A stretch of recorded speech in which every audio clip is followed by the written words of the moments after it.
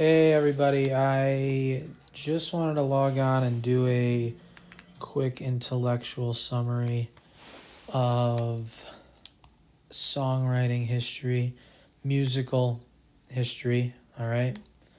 Important stuff, not covered enough. The music press is cringe. It's not good. It's dead, right? Pitchfork's dead. I don't know what's going on with that, but I'm just going to talk about what I know, and I know Blake Schwarzenbach, not in real life, but I know his work, okay, and it's really incredible because the man is a literary genius, okay? He's an incredible writer. He always was. And he was in a part of a movement that was not and is not known for its literary skill, okay? He was a pop punker, okay? So I would call Blake Schwarzenbach the greatest pop punk songwriter there ever was. And I think a lot of people would agree with that. Even Billy Joe Armstrong, okay? The man himself, right? The king of pop punk. He said, oh yeah, Blake Schwarzenbach, he's fantastic, yeah. He appeared in some documentary. I think it was called Boxcar. There's a song called Boxcar, and it's this poppy, song. It's a pop punk song, right? It sounds like something Green Day would have written. And everybody's heard Boxcar. It's a pretty popular song. And it doesn't really get into it, though. There's a lot of stuff from Jets to Brazil. What are my favorite Jets to Brazil songs? There's two Jets to Brazil songs that I personally like that they're not the most popular ones. There's three Jets to Brazil songs I really like. Sweet Avenue. It's like, I mean, if anybody else had written that, there's a picture of some British guy who, I don't know what he did. Damien Rice. Damien Rice has been attributed the song Sweet Avenue on YouTube, even though Blake Schwarzenbach wrote it, okay? So, yeah, it's kind of this, extremely well-written. It sounds like the greatest songwriters and musical talents are not of a genre, okay? And yeah, it's fantastic, soft rock. So it sounds like something Sting might have written, even. It really sounds like something Sting would have written. It's just a great, soft rock song. I don't even call it rock. It's like Fields of Gold. Sweet Avenue. It's extremely high quality. Maybe I should cover it or something. Make it. Because the problem was his voice, right? If Sting had saying, oh, God, his voice is great, it might have been a hit, So Blake Schwarzenbach doesn't have a good voice. But it doesn't stop everybody, right? Nick Cave doesn't have a good voice. A lot of his stuff does kind of sound like Nick Cave, now that you got me thinking about it. It really does. Nick Cave and Blake Schwarzenbach are very similar.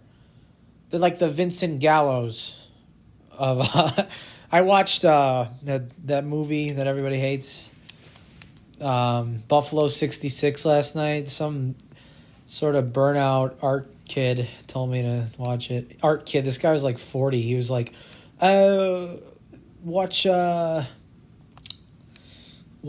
God,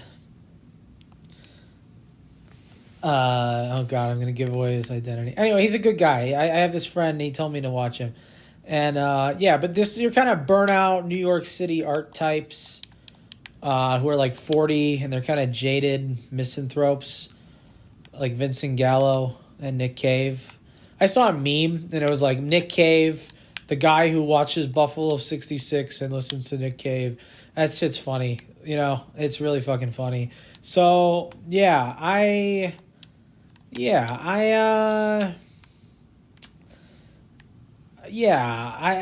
just lump Blake Schwarzenbach in with those people, but, you know, they're all different. I think the political angle's a bit different with Gallo. But it's this kind of, these guys who haven't, like, rescinded their masculinity to not just, like, feminism, but, like, they haven't rescinded their masculinity to, like, corporatism either. That's what's admirable about Nick Cave and, you know, they're artists for artists' sake. As much as Vincent Gallo, and this is getting off track, this really has nothing to do with, you know, Blake, but I'm just thinking about these New York guys pushing 50, you know, aging sort of.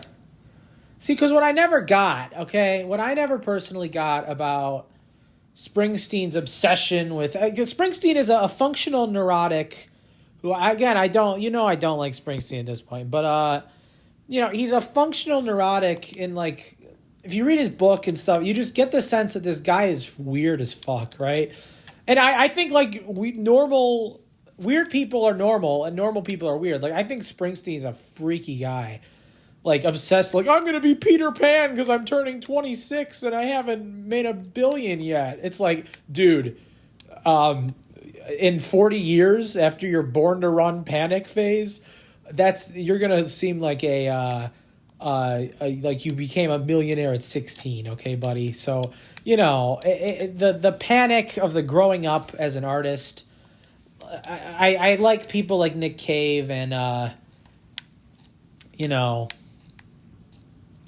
and maybe they're losers, right? Maybe Blake Schwarzenbach's a loser. Maybe Vincent Gallo's a loser. But they're not, right? I mean, I'm just saying that the compromise of the art and the permanent sort of childishness of a Vincent Gallo. I mean, the guy's like 70 and he kind of acts like he's like 20 still. That's New York, right? And Blake Schwarzenbach was like crying on Facebook like 10 years ago that like he was a loner. He could only like get adjunct jobs at like NYU and like SUNY. He's a very interesting character. He seems he's you know, it's not political either. I mean, these are just guys who are dedicated to the art life, okay? The art life that Lynch prescribed. So, and good for them, right? I'm a big bum. I've burned out of it. I can't afford to live in New York City, right? So anyway, I'm just thinking about these things in my little abode. And Blake Schwarzenbach, yeah. Sweet Avenue, Rocket Boy, okay? Sweet Avenue, Rocket Boy, which is a deep cut. And I listened to those albums. I listened to that one, like the brown one. I think it might be called Rocket Boy, the album. And it's good. Like, Rocket Boy is a good song. It's interesting. I think Jets to Brazil, he really was able to just create and not have those, like, pop-punk aesthetics, which were annoying at times. But, yeah, Rocket Boy. And there was one more deep cut, because everybody knows that Sea Anemone album or whatever, Orange Rhyming Dictionary. It's okay. I mean, Sweet Avenue is obviously the best song on it. The rest is all right. But there's a deep cut that nobody listens to but me. And it's called, what is it? Rocket Boy, Sweet Avenue. Further North. Okay? I think that might be on the Rocket Boy album. I'm not sure where that song is from. But Further North is a fantastic song. I've actually covered Further North. And I nobody listens to Further North by Jets to Brazil. And I think it's one of the best songs I've heard. Like, it sticks with me. I mean, it's because I live up in the north, right? But I don't know. It's very cozy. It's a good song. I recommend those three by Jets to Brazil. But then you get into the, you know, the OG Jawbreaker stuff. So anyway, long story short, Blake Schwarzenbach is a tall white man. I don't know. He's a German. Let's be a bit more descriptive, people, okay?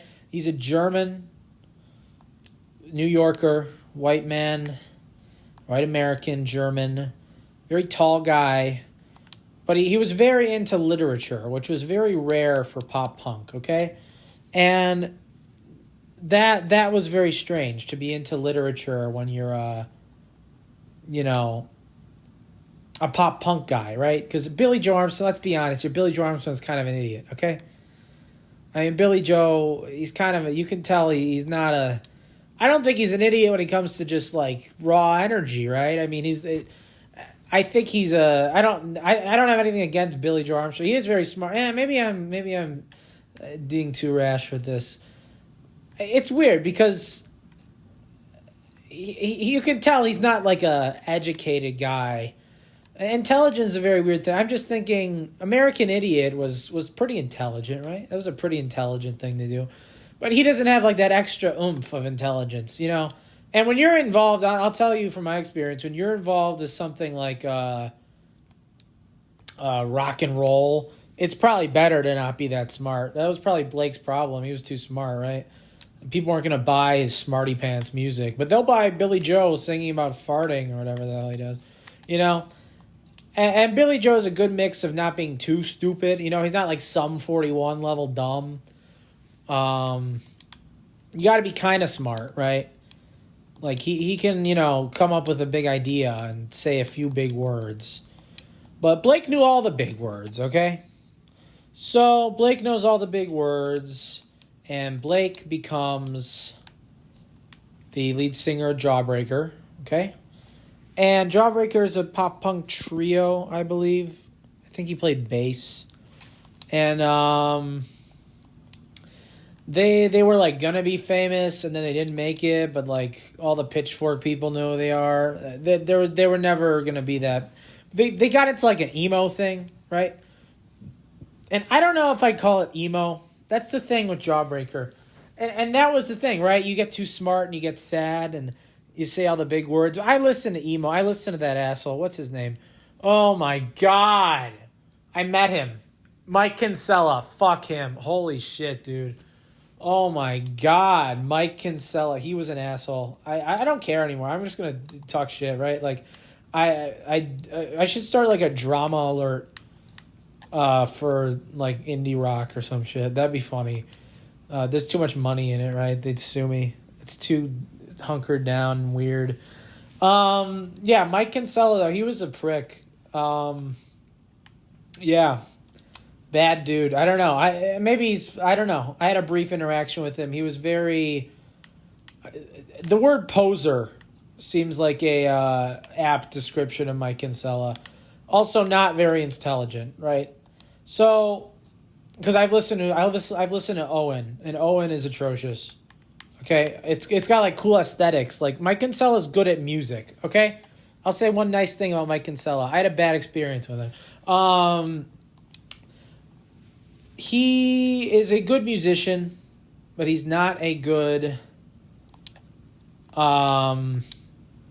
He's not that smart, right? Like he's not a good lyricist. I don't think his songs are that great. I don't like the vibey thing in emo. And that's what's so interesting about Jawbreaker, right? Like Mike Kinsella and that stupid house in Urbana. Like, oh my God, I don't like U of I. Fucking hell, man. So sick in the Midwest. But even beyond that, you know, there are some good, I don't even know any emo bands from the Midwest. It's such a bullshit thing. There was a point where Beach Bunny described itself as emo. She described herself as emo. Just to, like, get somewhere. Mom Jeans is emo. Like, it's so stupid at this point. But, yeah, the vibey kind of twinkly guitar thing, it's somehow... I've never listened to Sunny Day Real Estate. I have no interest in it. I mean, these things are like backwaters, right? Like, no one actually cares about Midwest emo. Anyway, do I care? I don't know. I just like Jawbreaker. Just because I like good music, okay? I just like good music. I don't like going to the scene. Okay, I've been to Wicker Park. Okay, I've been to Shuba's. What's the name of that shithole in Wicker Park? I don't even remember anymore. The downstairs Subterranean. Okay, I've been to Subterranean. I get it. Okay, I've seen the scenes, and it's not. It's all daddy's money on the credit card. Okay, it's not real. Nothing's been real since the 90s. So anyway, Mike Kinsella. See, now I'm just on a bitter rant. I didn't want to get bitter. I wanted to just talk about the beauty of Blake Schwarzenbach's songwriting. Am I gay? I don't know. It's a little gay to make art, but it's all right. It's okay. It's okay if you're a little bit of a gay artist. You know, if you're a bit of a bit of a dandy, right? It's fine. Anyway, he's a beautiful man, and he not physically, right? He was also kind of ugly, right? Blake Schwarzenbach, he's kind of an ugly guy, right? He's this lanky, ugly guy, a very interesting just person, right? And yeah, he's like 6'5", and he's like kind of ugly with this gross voice, and he's like sounds like he smokes like 10 packs. And I love those artists, right? Like another artist I think is underrated, Ben Nichols. Okay, I'll talk about people I like. I don't want people going on my channel to, Paul's an asshole, he's just talking shit about musicians. I'll tell you about musicians I like, okay? I think people you should listen to besides Mike Kinsella. Okay? I like Ben Nichols of Lucero, whatever. Ben Nichols is awesome. A great songwriter. And I'm not saying that because Lucero is a good band. Lucero, I don't know how to say the name of this band. Very underrated too. Like no hype around like, oh, the American football. I don't see anybody talking about Lucero because they show that line, right, of like the country people like them because they're fucking real, right? It's a real band. Same with Jawbreaker. These are like real bands. Like you can tell there's not bullshit going on with these people. And you can tell that the art is good because they're not bullshitters. So, yeah, Lucero, that might be a video for another day, but they're like southern emo rock. It's really cool stuff. But it's also literary, right? And I think the literary part of the emo thing is important. And I think Jawbreaker's debut Black album, is it just called the Black Album? I don't even know what it's called, honestly. You all know what it is. Dear You. Dear You. It's a cool album name, right? Dear You with the fucking mule and the black square. Great album. Okay? I know people don't like it. I think it's too polished. I think it's not polished enough, right? Like, I think what they're trying to do on Dear You, and what I think Blake Schwarzenbach was better suited to was, like, a whole fucking band of arrangements with like trumpets and like weird effects and shit. Because when he does that on the Jets albums, it's really cool. And Dear You sounds like he's just using these 3 instruments and it's like not what needs to be done. Like it needs like 5 instruments or some shit, you know? Yeah. The songs aren't that strong on Dear You. But it's underrated. Oyster, it's kind of a weird album. But, you know, the hits, I'm not really an album guy anyway, but the hits by Jawbreaker, he wrote some fun hits too. That's what I mean. He's a very adaptable songwriter too, right? Like, I Want You. So if someone with a better voice had sung I Want You by Jawbreaker from the Cat album, that would have been like $1 million hit or something. Right? Like, if Billy Joe Armstrong... I think he even said this at one point, Billy Joe Armstrong. He's like... That's why I don't think Billy Joe Armstrong is dumb, right? Like, he knows what's good. So, I'm sorry, Billy Joe, right? I mean, he's, you know, the way he just shouts and... I don't know. I don't understand people who become mass celebrities. I'll be honest with you. I kind of empathize with these, like, moderate celebrity characters because, like, I personally don't understand, right? I don't personally understand how... Because you almost have to be some kind of midwit just to keep up the high energy, right? That's what Billy Joe is and The Rock is. And, you know, these like middle intelligence, kind of high energy celebrity types that they keep it up. Brad Pitt, you know. I don't believe in star power, right? I think it's dumb. I think dumb people become stars. But yeah, that's a topic for another day. Anyway, you know, Tom Cruise is very much like that. Just like high energy, kind of dumb, just a lot of energy, right? And that's what you have to be some mega celebrity. But I don't think it selects for truly talented and sort of thoughtful people. But anyway, you're Blake Schwarzenbach, okay? Yeah, he wrote some great songs. Some of them are just pop punk, right? It's not just emo. And that's what I mean. People try to put this band in a box, and they might have tried to ride some wave of like the emo trend. And then, like, I don't think that worked for them or was true. Let's just pull up the songs. But yeah, some of the lyrics he was writing. Oh, Chesterfield King. Okay. Chesterfield King. It's a song about a cigarette. Okay? Pretty cool stuff. I should really research more before I make these videos. I'm pulling this up. I would have pulled some lyrics that I like, but Accident Prone is the most streamed song. Yeah, Accident Prone is definitely an emo song, right? And this is like an obscure band still. Like, this band has less listens than Mom Jeans or whatever the fuck, right? And this guy's lyrics are incredible. So it's pretty underrated stuff. Do You Still Hate Me? I Love You So Much It's Killing. Oh, Chemistry. Like, I don't know. If you're like depressed and you're like a teen or something and you have like a high IQ and you're like a literary person, which is probably not a lot of people, I guess, which is sad. Just listen to this band. Jet Black. I used to listen to stuff when I was in high school and I was like edgy. Yeah, maybe I don't like it as much. Maybe I outgrew this stuff. 24-Hour Revenge Therapy. Indictment. Oh, that's a good song. It's like a parody of pop punk. Yeah, it's just good stuff. I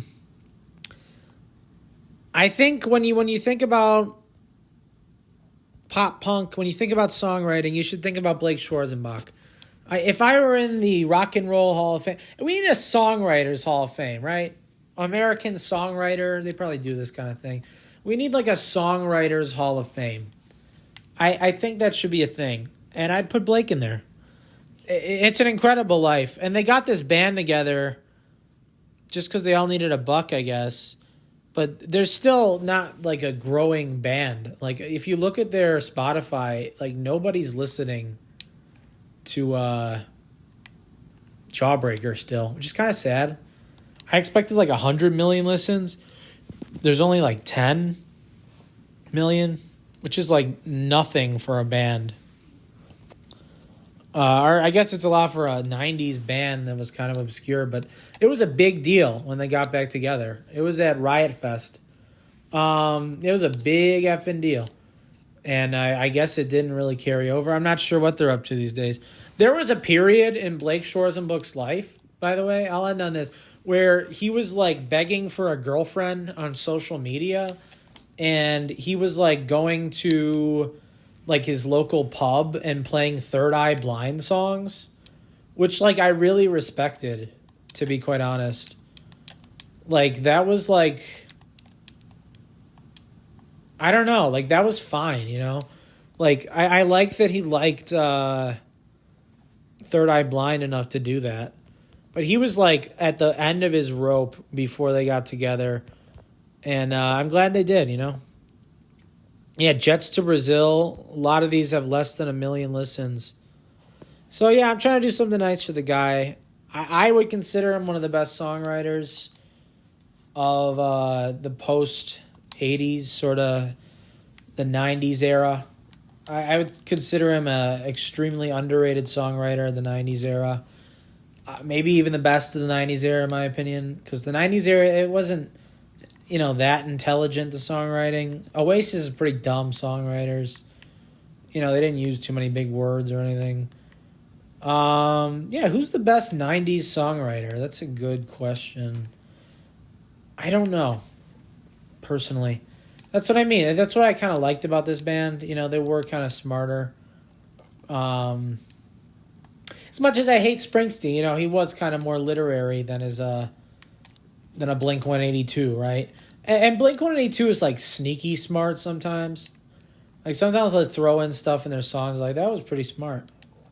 Yeah, but the 90s songwriters are not known for their intelligence. But Blake Schwarzenbach was a very astute writer of music, of lyrics especially. I really suggest, honestly, jumping into Jets to Brazil before jumping into Jawbreaker is fine. Like, that's fine. You can do that.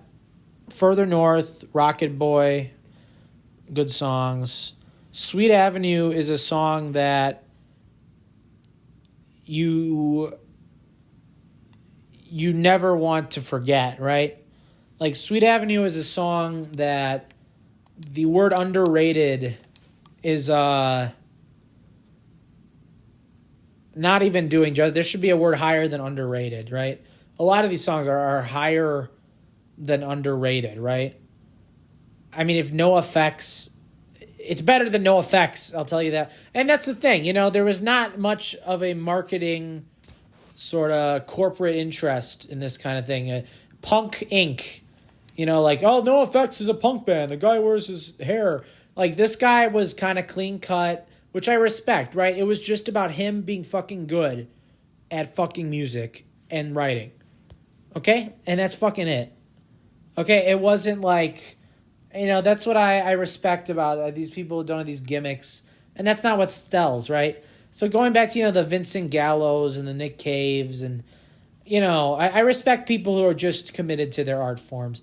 And I know Vincent Gallo's politics and whatever, but, Buffalo 66 is a good movie.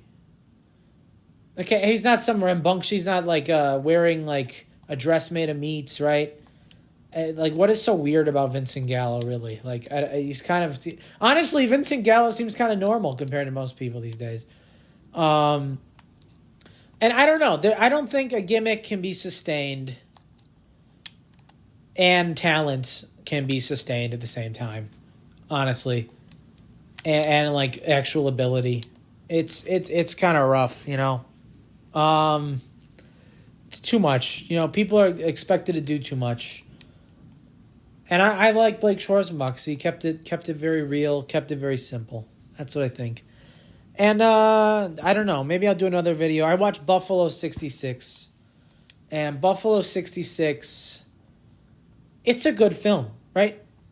Like, I don't know. It doesn't get this coverage. That's what I'm trying to say, is like the coverage things get based on just like the whims of the powers that be and what the agenda of the Press Inc. is, being like Condé Nast. What does Condé Nast want? Oh, they want, whatever political thing, whatever the fuck they want this week. Okay, it's not, now good art will suffer, right? Now Blake Schwarzenbach won't be interviewed because we got to interview whoever the fuck, We got to interview Lil Pump this week. So, yeah, and then back to Gallo. I am actually shocked because it's the kind of movie, Buffalo 66, that you would expect to see on like a Criterion. It might be there. But, you might have all these douchey, pretentious essays about it, like the Criterion Collection and the importance. God, I hate it, The importance of Buffalo 66. The importance of Breathless by Godard. The importance of... Shut up. But you look, Buffalo 66 is just as good as, maybe I just watched a lot of obscure films, but, what's American indie films? Napoleon Dynamite. And Napoleon Dynamite's a little better, right? But, anything by Godard, anything by Werner Fassbinder, right? It's a good film. Werner Fassbinder is a very good filmmaker. But yeah, I like what Vincent Gallo did in Buffalo 66. I don't know. I just think it's sad, he's a political shill or whatever, and they just kind of... I think the one video essay for Buffalo 66 right now is why this film was problematic and I regret watching it. It's like, shut up, right? Just shut up. Please. Like, it's the saddest thing. It's a very heartwarming film. It's like, yay, I fell in love, right? Like, it has a good message. I'm thinking about, like, what are some indie films that I've seen that could compare. I should watch more indie films. But yeah, anyway, I don't know. I'm just thinking about these Lost Boys, these 50-year-old guys in Manhattan who have committed to these art projects. It's a rough life, right? I think, even Blake Schwarzenbach tried to be like a professor and stuff, and it was just like, yeah, this is rough. You're pretty good at writing and you like words, but like, nah. Like, it was literally, even with his like PhD in English, I think Blake Schwarzenbach probably ended up making more money doing Jawbreaker, his like obscure cult band, which is like crazy. So yeah, that's how the world is, I guess. But yeah, I'm thinking about these art boys, these lost art boys in New York. Maybe I should be one. And they're pretentious too, but like, what's pretentious, right? Is pretentious in America just like is smart and likes literature? You're not pretending, right? I'm not pretending to be that, I don't think Nick Cave is pretending. He lays down a bit thick sometimes. His wife has a clothing line called the Vampire's Wife. Like, what? It's a bit thick at times. But I don't think that they're pretending to be smart guys who are into art, It's a shameful thing in the US. I mean, there's just hordes and hordes of Jelly Roll, just Jelly Roll everywhere you go. So I wish I was born in Prague, right? It is what it is. But check out Blake Schwarzenbach. I'll try and do more of this. I am a bit busier these days, but I can't be silenced. I'm making AI art now. I feel like I should address this to whoever's watching the channel. I'm making AI art. I'm not, though, in a way. So I am broke, okay? You want to donate money to me? Does anybody want to donate money to me? I am the working poor, I am broke. And I'm moving around all the time. I can't stay in one place. I can't get a band together. I don't have time to play gigs. I don't want to play gigs, right? Like, it's all on the internet. The live music thing it feels like a bard in the 5th century or something, It's getting a bit old, The live music is like a Middle Ages type thing. And maybe I'm just a loser who doesn't get booked at the good gigs, but I don't know. It feels a bit insensitive to play live music. But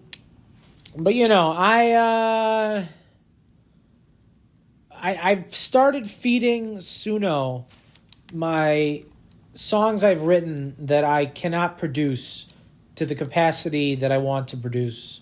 Okay? And it's funny, when that thing happened with the everybody ate the strawberries, well, I was told by these people on Reddit who hated me because I used AI to make a flyer. They said, I was told, oh, what will you do if somebody took your music and used it in AI? And my response was like, I don't care, right? Because I don't care. Okay? I don't care.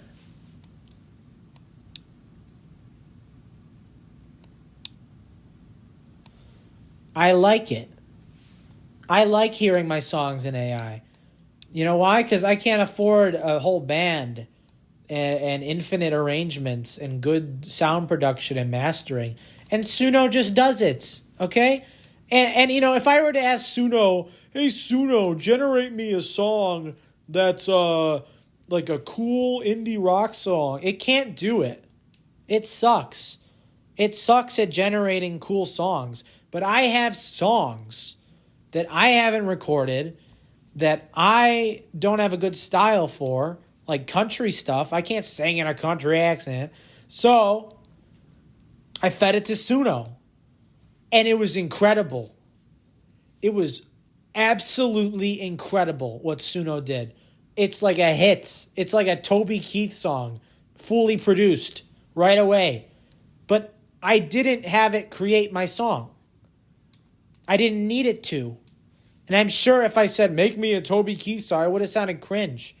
But my writing and my idea for the arrangement and style, I did like 3 or 4 renditions, okay, of and I got this cool kind of like Keith Urban type sound. So it takes work. I mean, people, oh, you're freaking lazy, man, you're using AI. It's like, no, I'm learning a new tool, okay, and it takes work, it takes taste. It's not that good at generating perfect things, okay, but it is an awesome thing, right? Like, I've created things that were just going to die off. There would have been a demo on my phone because I'm broke. That's what I mean. When I was talking about how they were shitting on me because of AI, it was like, this is to help poor people too, right? Like AI objectively helps poor people, right? Like, I can't afford a studio, okay? I can't afford to record. And I can't even afford a microphone half the time. So if I can just use AI, I'm going to use it. I'm making cool demos. It sucks that I can't put my real voice on it. I'm not sure I want to clone my voice. I might at some point. I don't care. But it probably would sound weird anyways. But, using it to, like, imagine different bands and different styles playing my songs, it's so cool. It's so good. It's incredible. It's the most creative thing I've felt in 10 years, since I first started making music. So don't come and tell me anything about AI anymore. But yeah, that's the recap where I'm at. Thank you guys. Please listen to Blake. He's a great writer. Seek out good art. Listen to Jets to Brazil. Watch Buffalo 66. Listen to Ben Nichols' Last Pale Light in the West. Fantastic album. That's probably top 10 favorite albums of mine. Last Pale Light in the West by Ben Nichols. Awesome album. There are tough guys who like art. These are all tough guys, is what I'm saying. I think Vincent Gallo is probably a pretty tough guy. I think Blake Schwarzenbach is a pretty tough guy. Okay, you can be a tough guy who has an interest in literature. That's this country is beating that out of people. This country has told you that you can't have that. Even country, right? Even country music is pretty literary, right? There's a song by,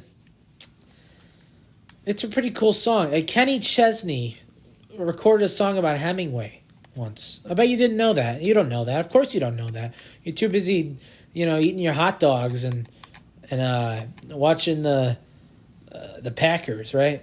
No, you don't know that. You don't know that Kenny Chesney recorded a Springsteen song once as well. That Kenny Chesney cut Hemingway's Whiskey, which was written by some Nashville writer. You didn't know that. You didn't know that the Southerners have brains. You didn't know that the South had great writers like Tennessee Williams and Truman Capote. You didn't know that two gay authors, okay? 2 gay authors came from the South in the 50s. Did you know that? Bet you didn't know that either. You've heard about Faulkner, right? You've heard about Faulkner. But I bet you haven't heard about a lot of the authors from the South were gay. They were great authors, right? It's undeniable. Tennessee Williams is a fantastic author. But yeah, bet you didn't know that. Bet you didn't know there's tough, smart people, right? Tough, smart people. It's an interesting thing to be. It's among God. So, yeah, listen to tough, smart Blake Schwarzenbach, the good German. Yeah. Take my recommendations, please. And don't be afraid of the future. Thank you.